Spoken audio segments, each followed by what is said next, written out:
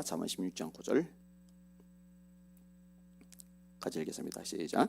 사람이 마음으로 자기의 길을 계획할지라도 그의 걸음을 인도하시는 이는 여호와시니라. 아멘. 인사합시다. 할렐루야. 세월이 가면 갈수록 더 깊이 새겨지는 게 뭐냐? 하나님이 인도하지 않으시면 말짱 꽝이다. 하나님이 인도하셔야 된다. 이거를 가면 갈수록 깊이 느끼게 됩니다. 다윗의 부하들 중에 탁월한 인물이 하나 있어요. 요압입니다. 머리가 비상해요. 용사입니다. 리더십이 탁월해요. 이 시세를 읽는 눈이 굉장히 예민한 사람이 요압입니다. 근데 이 요압이요, 자기가 이제 권력을 계속 누릴 수 있는 방법을 가만히 찾다 보니까 아도니아인 거예요. 그래서 아도니아 옆에 붙어 있으면은 아도니아가 왕 된 다음에 자신이 권력을 두고두고 누릴 수 있으리라 판단을 한 겁니다. 일리가 있어요. 설득력이 있습니다. 그런데 하나님의 인도하심하고 상관이 없어요. 꽝이 됩니다. 왜냐? 아도니아가 아니라 솔로몬이 왕이 되거든요. 어렸던 솔로몬이. 열왕기상 1장 28절 이하입니다. 제가 읽을게요. 다윗 왕이 명령하 이르되 바세바를 내 앞으로 부르라매 그가 왕이 앞으로 들어가 그 앞에 서는지라. 왕이 이르되 내 생명을 모든 혼란에서 구원하신 하나님께 여호와께서 살아계심을 두고 맹세하노라. 내가 이전에 이스라엘의 하나님 여호와를 가리켜 내게 맹세하여 이르기를 네 아들 솔로몬이 반드시 나를 이어 왕이 되고 나를 대신하여 내 왕위에 앉으리라 하였으니 내가 오늘 그대로 행하리라. 다윗 왕이 이르되 제사장 사독과 선지자 나단과 여호야다의 아들 브나야를 내 앞으로 부르라니 그들이 왕 앞에 이른지라. 왕이 그들에게 이르되 너희는 너희 주의 신하들을 데리고 내 아들 솔로몬을 내 노새에 태우고 기온으로 인도하여 내려가고 거기서 제사장 사독과 선지자 나단은 그에게 기름을 부어 이스라엘 왕으로 삼고 너희는 뿔나파를 불며 솔로몬 왕은 만세수를 하옵소서 하고 그를 따라 올라오라. 그가 와서 내 왕위에 앉아 나를 대신하여 왕이 되리라. 그러면은 본인이 추종하던 아도니아는 어떻게 됐을까요? 아도니아는 죽어요. 아비삭이라는 아주 아리따운 여인이 있어요. 이 여인을 욕심내다가 솔로몬이 진노를 사가지고 죽어버리고 말아요. 그 내용을 좀 인용해 드릴게요. 솔로몬 왕이 그의 어머니에게 대답하여 이르되 어찌하여 아도니아를 위하여 수님 여자 아비삭을 구하시나이까? 그는 나의 형이오니 그를 위하여 왕권도 구하옵소서. 그뿐 아니라 제사장 아비아달과 스루의 아들 요압을 위하여서도 구하시옵소서 하고 여호와를 두고 맹세하여 이르되 아도니아가 이런 말을 하였은지 그의 생명을 잃지 아니하면 하나님은 내게 벌 위에 벌을 내리심이 마땅하니이다. 그러므로 이제 나를 세워 내 아버지 다윗의 왕위에 오르게 하시고 허락하신 말씀대로 나를 위하여 집을 세우신 여호와께서 살아계심을 두고 맹세하노니 아도니아는 오늘 죽임을 당하리라 하고 여호야다의 아들 브나야를 보내매 그가 아도니아를 쳐서 죽였더라. 그러니까 솔로몬이 왕이 됐고 본인이 추종하던 아도니아는 죽어버렸어요. 그럼 요압은 어떻게 됐을까? 요압도 죽어요. 그 소문이 요압에게 들림에 그가 여호와의 장막으로 도망하여 제단 불을 잡으니 이는 그가 다윗을 떠나 압살롬을 따르지 아니하였으나 아도니아를 따랐음이더라. 어떤 사람이 솔로몬 왕에게 아뢰되 요압이 여호와의 장막으로 도망하여 제단 곁에 있나이다. 솔로몬이 여호야다의 아들 브나야를 보내며 이르되 너는 가서 그를 치라. 브나야가 여호와의 장막에 이르러 그에게 이르되 왕께서 나오라 하시느니라. 그가 대답하되 아니라 내가 여기서 죽겠노라. 브나야가 들어가서 왕께 아뢰어 이르되 요압이 이리 내게 대답하더이다. 왕이 이르되 그의 말과 같이 하여 그를 죽여 묻어라.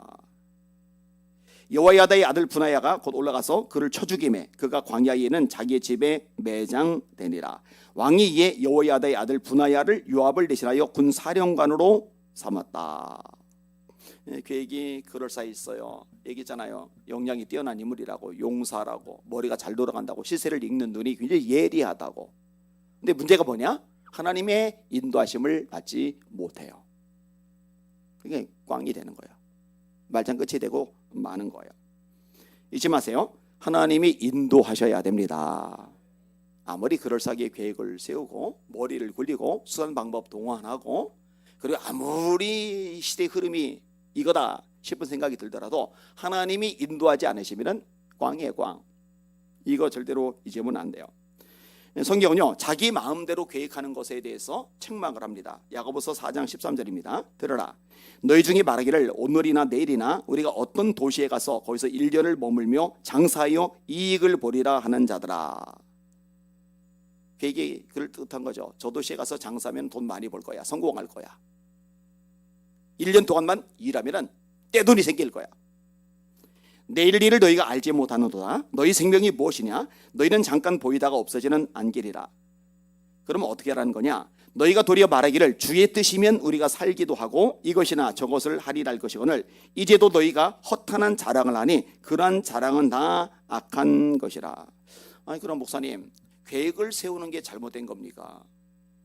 어느 도시에 가서 이런 사업을 벌이고 어느 도시에 가서 이런 장사를 하고 이렇게 계획을 짜고 추진하고 일을 벌이는 것이 잘못된 겁니까? 아니요, 절대로 잘못된 거 아니에요. 그런 계획 필요하죠. 추진해야죠. 일해야죠. 머리 써야죠. 시세를 읽을 줄 알아야죠. 근데 뭘 얘기하는 거냐? 계획을 세울 때 중요한 거 하나가 빠진 거예요. 하나님의 인도하심. 이거 빠뜨리고 하나님을 섬긴다고 그러면서 하나님 믿는다고 하면서 하나님을 인생의 주인이라고 하면서 내가 주인이 돼서 내가 계획하고 내가 결정하고 내가 추진하고 내가 일을 벌이는 것들, 이런 것들에 대해서 책망을 하고 있는 거예요. 따라합시다. 주의 뜻이면, 주의 뜻이면, 이게 요게 요점이죠. 주의 뜻이면 우리가 살기도 하고 이것이나 저것을 하리라 할 것이거늘 너희를 이렇게 해야 돼. 하나님의 뜻이면 할 거야. 하나님의 뜻이면 내가 갈 거야. 하나님의 뜻이면 내가 추진할 거야. 너희를 이렇게 해야 돼. 임의대로 계획하고 추진하는 게 아니란 말이야. 오늘 본문도 마찬가지죠. 사람이 마음으로 자기의 길을 계획할지라도 그 걸음을 인도하시는 분은 여호와시리라. 계획은 할 수가 있어요. 근데 인도는 누가 하시느냐? 하나님이 하시는 거예요. 하나님이 인도해 주지 않으시면 아무것도 안 되는 거예요. 따라서 신앙이 성숙한 사람은요, 하나님의 인도하심이 얼마나 중요한지를 인식하고 이것을 놓치지 않고 살아가는 거죠. 이스라엘 백성들이 홍해를 건넜어요. 모세하고 백성들이 찬양을 해요. 그 찬양의 가사가 출애굽기 15장 13절입니다. 들어보세요. 주의 인자심으로 주께서 구속하신 백성을 인도하시되 주의 힘으로 그들을 주의 거룩한 처소에 들어가게 하시나이다. 뭐라고 고백하는 거예요? 하나님께서 구원하신 백성을 인도해 주셨습니다. 그 인도 때문에 이게 가능했습니다. 이 고백을 하는 거예요. 자, 출애굽 이후에 광야길을 걸어가요. 이 광야길을 걸어가는 동안에도 철칙이 하나가 있어요. 반드시 하나님이 인도하시는 대로 간다예요. 내가 멋대로 가는 게 아니에요. 내가 서두르고 싶어도 하나님의 인도하심이 더디면 더디게 가는 거예요. 내가 좀 쉬고 싶어도 하나님의 인도하심이 신속하면은 나는 따라가야 되는 거예요. 출애굽기 13장 21절입니다. 여호와께서 그들 앞에서 가시며 낮에는 구름 기둥으로 그들의 길을 인도하시고 밤에는 불 기둥을 그들에게 비추사 낮이나 밤이나 진행하게 하시니 낮에는 구름 기둥 밤에는 불 기둥이 백성 앞에서 떠나지 아니하니라. 자, 민수기 9장 이 15절 이하에 중요한 원칙이 나오는데 이용해 드릴게요. 성막을 세운 날에 구름이 성막 곧 증거의 성막을 덮었고 저녁이 되면 성막 위에 불 모양 같은 것이 나타나서 아침까지 이르렀으되 항상 그러하여 낮에는 구름이 그것을 덮었고 밤이면 불 모양이 있었는데 구름이 성막에서 떠오르는 때에는 이스라엘 자손이 곧 행진하였고 구름이 머무는 곳에 이스라엘 자손이 진을 쳤으니, 그러니까 구름이 가는 대로 따라가는 거예요. 그 다음에 구름이 서면은 여기가 아무래도 자리가 좋은데 여기가 아무래도 진을 펴기가 훨씬 평평하고 좋은데 구름이 서는 곳, 구름이 인도한 곳 반드시 거기에 진을 쳐야 되는 거예요. 구름이 머무는 곳에 이스라엘 자손이 진을 쳤으니 이스라엘 자손이 여호와의 명령을 따라 행진하였고 여호와의 명령을 따라 진을 쳤으며 구름이 성막 위에 머무는 동안에는 그들이 진영에 머물렀고 구름이 성막 위에 머무는 날이 오래일 때는 이스라엘 자손이 여호와의 명령을 지켜 행진하지 아니하였으며 혹시 구름이 성막 위에 머무는 날이 적을 때도 그들이 다만 여호와의 명령을 따라 진영에 머물고 여호와의 명령을 따라 행진하였으며 곧 구름이 저녁부터 아침까지 있다가 아침에 그 구름이 떠오를 때는 그들이 행진하였고 구름이 밤낮 있다가 떠오르면 그 행진하였으며, 그 다음 구절이 주목할 필요가 있는 구절인데 들어보세요. 이틀이든지 한 달이든지 1년이든지 구름이 성막 위에 머물러 있을 동안에는 이스라엘 자손이 진영에 머물고 행진하지 아니하다가, 이거 뭐예요? 지금 텐트 생활을 하고 있는 거예요. 텐트 생활.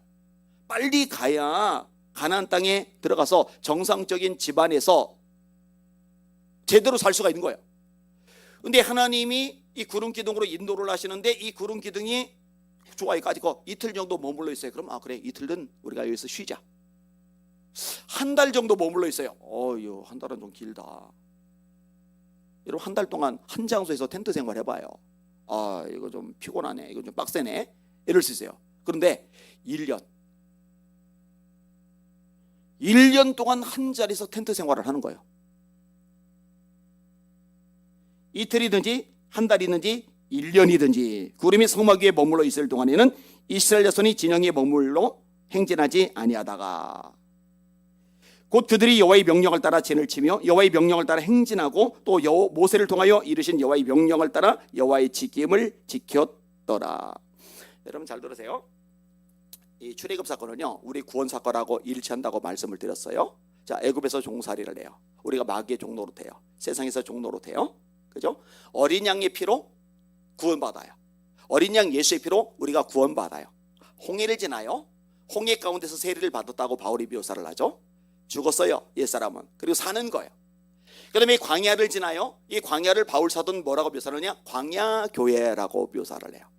그 다음에 요단강을 건너서 가나안 땅이 이르죠. 우리도 며칠 후 요단강 건너가서 천국에 가잖아요. 그죠?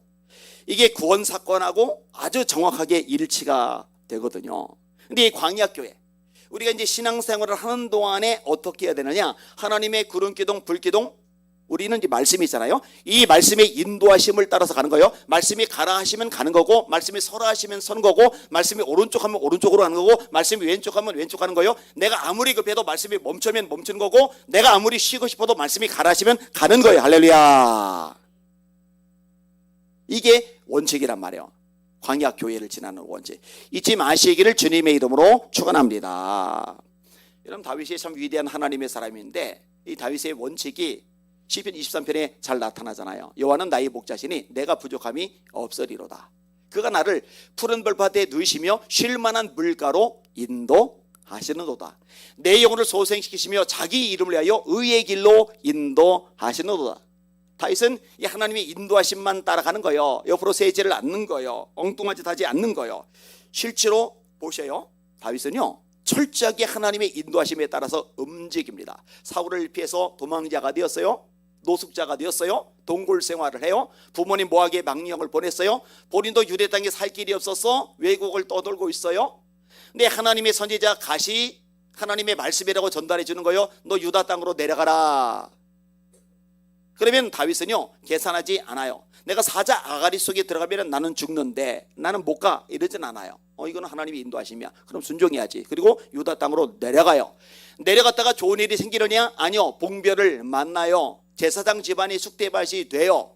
다윗도 죽을 뻔한 위기를 겪어요. 이렇게 겪고 나면은 그 다음에 선지자가 하나님의 말씀을 전해줘도 이제는 네 말 안 들어.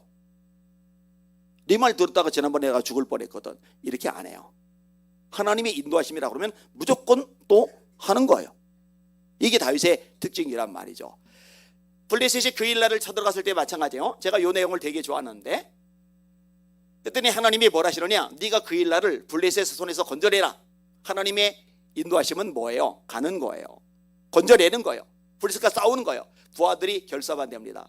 아니 대장님, 우리가 유대 땅에 있기도 두려워하지 않습니까? 사울 피해 도망다니지 않습니까? 그런데 사울이 두려워하는 블레셋하고 우리가 싸운다고요? 우리가 그 일날을 구원해낸다고요? 안 됩니다. 근데요, 그러든 말든 다윗은 가요. 그러니까 다윗은 목자 되신 하나님을 절대적으로 믿고 그 하나님이 인도하시는 대로 어디든지 가는 거예요. 인도하시는 대로 어디든지 따르는 거예요. 할렐루야. 이런 다윗의 믿음, 다윗의 신앙을 배우실 수 있기를 주님의 이름으로 축원합니다. 하나님이요, 다윗을 이뻐할 수밖에 없어요. 사도행 13장이죠. 이새의 아들 다윗을 보니 내 마음에 합한 사람이라 내 뜻을 다 이루게 하리라. 우리가 할 일은 그럼 뭐냐? 두 가지만 간단하게 이야기하고 정리할게요. 첫째로, 뭔가 시작하기 전에, 계획하기 전에, 일을 벌이기 전에 반드시 하나님 앞에 기도해서 인도하심을 구하고 발을 내딛는 여러분들 되시기를 주님의 이름으로 축원합니다. 자, 하나님과 동행한다고 그럴 때 제가 세 가지를 늘 말씀드리잖아요. 첫째, 방향이 같아야 된다. 둘째로 앞서가면 안 된다. 셋째로 뒤처지면 안 된다. 자, 하나님의 인도하심을 따라가려고 그러면은 바짝 붙어서 가야죠. 멀찍이 따라가면 안 되죠. 베드로가 예수님들을 멀찍이 따라가리라 이렇게 돼 있잖아요. 그죠? 바짝 붙어서 따라가야죠. 하나님께 기도하면서, 사인을 구하면서, 인도하심을 기도하면서 그렇게 가야죠. 우리들이 잘 아는 여호수아가 굉장히 영적인 인물이죠. 그런 나의 영에 감동된 자니 하나님의 평가이잖아요. 그래서 모세의 후임자가 되었던 인물이잖아요. 그런데 실수를 하나 했던 거 알잖아요. 여러분, 이스라엘 백성들이 애굽에서 도망쳐 나왔어요. 정규 군사 훈련을 받은 적이 없어요. 무기가 변변치 않아요. 오합지졸이란 말이에요. 그런데 아모리 왕 시온을 이겨버렸어요. 바산 왕 옥을 이겨버렸어요. 하나님이 이기게 하신 거죠. 이러니까 이 가나안 사람들이 겁을 집어 먹는 거예요. 기본이라는 이 지역 사람들이, 기본 족속들이 꾀를 내잖아요. 멀리서 온 것처럼 낡은 옷에 떨어진 신발, 낡은 가죽 부대에 신 포도주, 곰팡이 난 떡, 그리고 여호수아에게 말하잖아요. 우리가 멀리서 왔습니다. 따끈한 떡이 이렇게 곰팡이 설 만큼, 새 신발이 이렇게 낡아질 만큼, 갓 담아서 가져왔던 포도주가 이렇게 쉴 만큼 이렇게 멀리서 왔습니다. 이때 여호수아가요, 아무리 봐도 멀리서 왔거든요. 뭐라고 돼 있어요? 하나님께 묻지 않고, 이 구절이 나와요. 이 구절이 저한테 이제 평생의 교훈이 되는 구절인데, 하나님께 묻지 않고 계약을 맺었고 이 계약이 두고두고 이스라엘 공동체의 가시 역할을 합니다. 다윗 시대 때 기근이 일어나는데 그 기근의 원인이 이 기본족하고 연결이 되거든요. 여러분, 그렇게 대단하고 영향 있고 영적 수준이 대단한 여호수아조차도 하나님의 인도하심을 따라가지 않고 자기가 앞질러 가버렸을 때 얼마나 낭패를 봅니까? 그러니까 전태를 주기는 거예요. 너 정신 차려, 사인 구해, 인도하심 따라가, 앞질러 가지 마. 여러분들, 다시 말씀드립니다. 뭔가 시작하기 전에 반드시 하나님께 기도하고 하나님의 인도하심을 구하면서 움직이고 시작하고 도전하시는 여러분들 되시기를 예수님의 이름으로 축원합니다. 요거 철칙으로 삼으셔야 돼요. 그다음에 또 하나가 뭐냐면요, 하나님의 인도하심이라는 확신이 들었다면은 그 다음에는 무조건 순종하는 거예요. 무조건 따라가는 거예요. 그때는 계산 안 하는 거예요. 이것저것 따지지 않는 거예요. 자로 재지 않는 거예요. 앞으로 그렇게 하실 분들만 아멘. 이게요, 생각보다 쉽지가 않습니다. 왜냐면 저항이 많거든요. 때로는 어려움을 겪거든요. 문제가 생기거든요. 힘든 일을 만나거든요. 그러면은 후회가 되는 거예요. 아유, 하지 말걸. 내가 괜히 시작했네. 아니요. 아까 다윗 얘기했잖아요.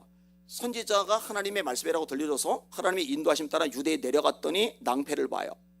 죽을 뻔해요. 그럼 이제 가슴이 덜컹해요. 내가 괜히 말 들었네. 아니요, 여러분, 서로 하나님의 인도하심대로 했는데 결과가 안 좋아요. 형편이 어려워졌어요. 문제가 발발했어요. 너무너무 힘들고 피곤하고 미칠 것만 같아요. 근데 기억하세요. 하나님의 인도하심에 따라갔으면 상황이 최악인 것 같이 놓여졌을지 몰라도 인도하신 그 자체가 하나님의 기쁨이 되기 때문에 하나님이 합력하여 선을 이루시고 갚아주신다는 거 믿으시길 바랍니다. 여러분, 이런 확신이 있어야 돼요. 이게 눈에 보이는 좋은 것들 거기에 신경 쓸 게 아니라 내가 하나님의 말씀에, 하나님의 인도하심에 순종했다는 거, 여기에 초점을 맞추시는 게 지혜이고 그게 영적인 원리라는 거, 이거 헷갈리시면 안 돼요. 사실 요 부분이 만만치가 않아요. 왜냐하면 자꾸 환경의 영향, 처지의 영향을 받는 것이 사람이기 때문에 그렇습니다. 또 조심할 필요가 있습니다. 말씀을 정리합니다. 미국에 있는 친척이 초청장을 받아서 이민을 준비하는 집사님 가족이 있었어요. 모든 게 완벽해요. 그래서 비자 발급 문제부터 시작해가지고 아무 걱정 없다고 생각을 해서 여유롭게 기다리고 있었어요. 집도 이미 정리했고, 직장도 이미 정리를 했고, 자녀 다니던 학교도 이미 휴학했고, 모든 집은 이미 컨테이너에 실어서 미국에 보냈고, 이제는 비자 발급만 딱 나오면은 출발하면 이제 다 끝나요. 그런데요, 모든 것이 완벽하게 준비가 됐다고 생각을 했는데 영사가 별것도 아닌 것 가지고 트집 잡으면서 비자 발급을 안 해주는 거예요. 이게 꼬이는 거예요. 계속 꼬이는 거예요. 그래, 작은 아이가 미국에 들어가는데 뭔가 이게 엉킨 게 있었어요. 비행기 관련해 가지고. 근데 아내가 얘기하더라고요. 너 기도하라고 그러시는 거야. 잘 가르쳐줬다고 생각을 해요. 너무나 이 집사님이 당혹스러웠어요. 그런데요, 이때 깨달아요. 사람이 준비를 완벽하게 해도, 이거 100% 된다라고 확신을 해도 하나님이 인도해 주지 않으시면 안 되는구나. 그래서 이 집사님 부부가 일주일간 겸손하게 기도하면서 하나님의 인도하심을 구해요. 이제 큰 소리 안 치는 거죠. 하나님이 도와주지 않으면 안 됩니다. 이게 이제 아주 뼛속 깊이 새겨진 거죠. 그런데 신기한 일이 발생했어요. 똑같은 영사가 비자 발급을 해주는데 분명히 2차 인터뷰 때는 1차 때하고 태도가 180도가 달라진 거예요. 분명히 이 문제를 가지고 트집을 잡았었는데 그러면 다음번에도 그 문제 가지고 또 언급을 해야 되는데 아무 얘기 안 하고 그냥 도장 꽉 찍어주는 거예요. 그래서 이 집사님 부부가 깨달았다는 겁니다. 그렇구나. 사람이 마음으로 자기의 길을 계획할지라도 그 걸음을 인도하시는 분은 여호와시니라. 이 말씀이 맞구나. 이것을 하나님께서 우리 부부에게 가르쳐 주시는구나. 잊지 마세요. 하나님이 인도하셔야 됩니다. 오늘 설교 제목 조금 세게 잡았어요. 따라합시다. 하나님이 인도하지 않으시면 말짱 꽝이다. 인도하심 따라 한 걸음 한 걸음 살아가시는 저와 여러분들 되시기를 예수님의 이름으로 축원합니다. 아멘.